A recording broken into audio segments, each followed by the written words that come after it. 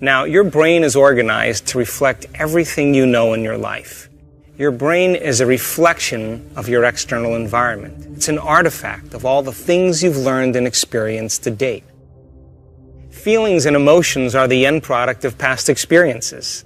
And if you're feeling the same way every single day, it means two things. Number one, nothing new is happening in your life. And if those emotions are driving certain thoughts, and those thoughts then are creating the same emotions, then your thinking equal to your emotional state means you're thinking in the past. And if you believe that your thoughts have something to do with your destiny, as long as you're thinking equal to your familiar emotions, you keep reaffirming the same past experiences in your life over and over again. Our research shows without a doubt in the last 3 years that when students of our work combine a clear intention, now intention is a vision, a potential that already exists in the quantum field that you get to select. And when you ask yourself a question like, what would it be like to be healthy? What would it be like to be wealthy? What would it be like to be free or to be in love? The moment you ask that creative question, a part of your brain called the frontal lobe turns on. That's the crowning achievement of the human being. Once that area of the brain turns on, it's like a great symphony leader. It looks out of the landscape of the entire brain, and it begins to randomly select different networks of neurons that are connected to the things you've learned in your life or the experiences you had. And it begins to seamlessly paste them together to create an ideal, a vision, or an internal representation. That is a potential experience that's awaiting you. But it's not enough to just have the mind involved. Thoughts are the language of the brain, and feelings are the language of the body. And how you think and how you feel creates a state of being. Once you can begin to emotionally embrace that future reality before it's made manifest, when you combine that clear intention with an elevated emotion, the freedom, the joy, the inspiration, the genuine love that you feel or gratitude from that experience, the moment you do that, your body, as the unconscious mind, begins to believe it's living in that future reality in the present moment.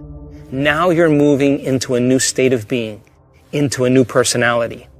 And a new personality creates a new personal reality. The research that we've done shows that when we teach people how to regulate their internal states, to begin to create more coherence in their brain, and to generate elevated emotions like joy and gratitude and inspiration, that not only does the brain become coherent, but so does the heart. And when the brain is coherent, the heart is coherent. When the heart is coherent, the brain is coherent. And so why don't we live by these states on a daily basis? Primarily because the majority of the time that we live in our waking state of consciousness, 70% of the time, you and I are living by the hormones of stress. And living in stress is living in survival. And when you're living in survival, the very chemicals of survival cause you to function as materialist, defining your reality with your senses. You pay attention to objects and things and people. You begin to believe that your outer world is more real than your inner world. And the side effect of this, over time, begins to cause us to feel separate from possibility. Why? Because when you're threatened by some predator or some danger in your life, it's not a time to go in. It's not a time to trust the unknown. It's not a time to open your heart and feel love. It's not a time to communicate. It's not a time to create. It's not a time to learn. It's a time to survive. So then, in order for us to create then, we have to lay down the very thing we used our whole life to get what we want for something greater to occur. And most importantly, we want you to understand when you're in the creative state and when you're not.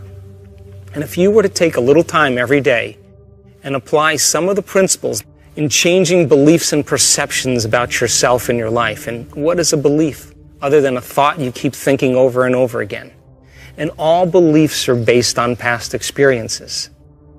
And in order for you to change a belief or perception about yourself and your life, you have to make a decision with such firm intention that the amplitude of that decision carries a level of energy that's greater than the hardwired programs in your brain and the emotional conditioning in your body, and your body literally has to respond to a new mind. And when the choice becomes an experience that you never forget, that's the moment the past biologically no longer exists in you. And people around the world are changing beliefs and perceptions that are based on past experiences from 30 and 40 and 50 years ago. And the side effect is that they're creating new lives. All potentials in the quantum field exist in the present moment. So that when you sit down to create something in your future, it's important for you to understand that only when you're in the present moment do you have access to possibility. Once you understand what it's like to be in the present moment, change your energy.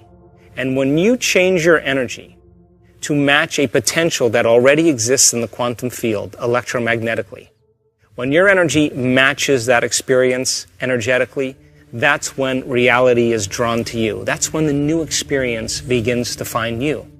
So whether you want to change your health, or create something new in your life, or experience a mystical moment, or lucid dream, whatever your passion or desire is, specifically select those potentials and create the life that you want, so that you don't have to go and get it, that in fact it comes to you.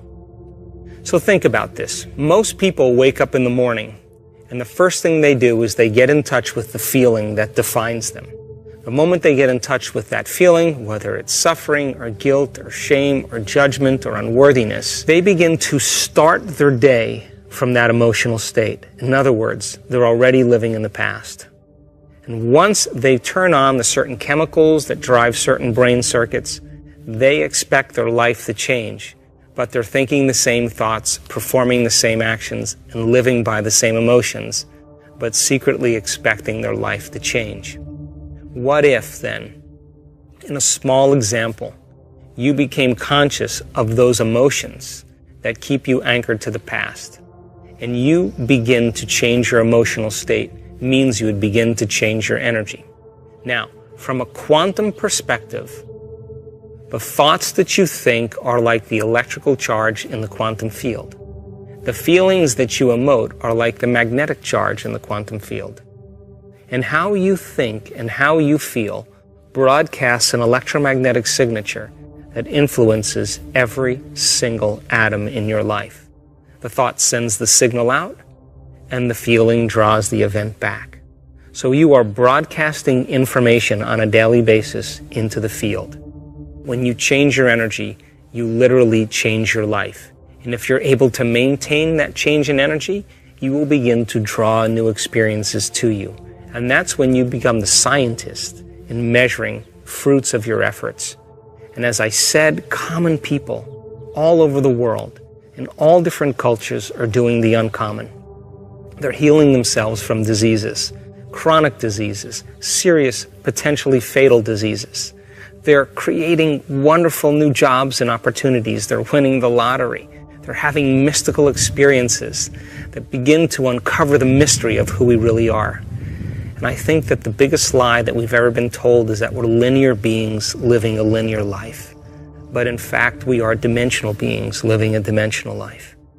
And so uncovering the mystery of the self, beginning to look deeper and understanding who we are, that if knowledge is power, then knowledge about yourself is self-empowerment.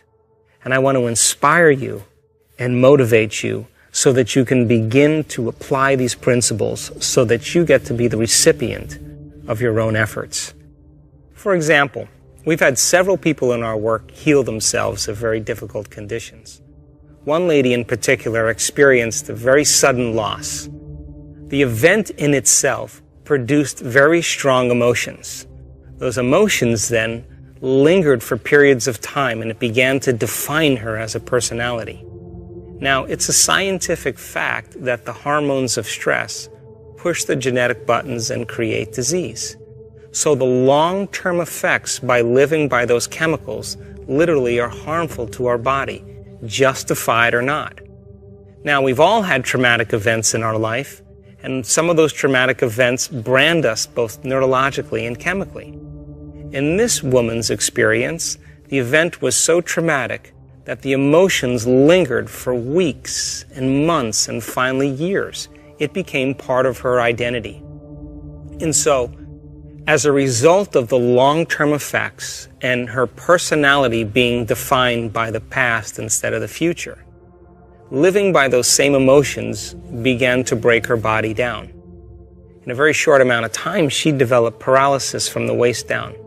The result of the effect of the paralysis created more stress in her life. Now she couldn't work. She couldn't take care of her children. She couldn't make any money. She couldn't take care of her house. She had to get assistance from other people, and her mother had to move in with her. And because of all of the effects of those circumstances, her stress hormones went up. In a short amount of time, she developed ulcerations on all the mucous membranes of her body. Those mucous membranes with all the ulcers caused her to no longer eat properly. She couldn't eat. And because she couldn't eat, the chemical imbalance from no longer eating enhanced her stress levels even further.